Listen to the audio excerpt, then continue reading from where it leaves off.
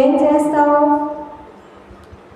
దేవుని వాక్యాన్ని చదివి నాలో ఏదైతే లేదో దాన్ని సరి చేసుకోవాలా, లేదా దేవుని వాక్యాన్ని విని, లేదా దేవుని పాదాల చెంత మోకరించి దేవుని దగ్గర కన్నీళ్లు గార్చి, అయ్యా ఇదిగో నాలో ఒక లక్షణం కోల్పోయినాను, ఇదిగో పాపాన్ని కొని తెచ్చుకున్నాను అని చెప్పి ఏం చేయాలా?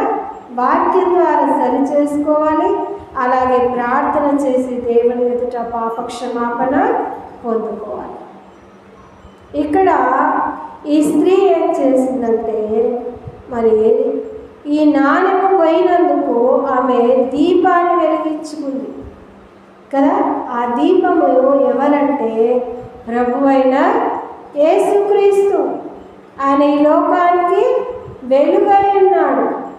ఎవరైతే యేసుక్రీస్తును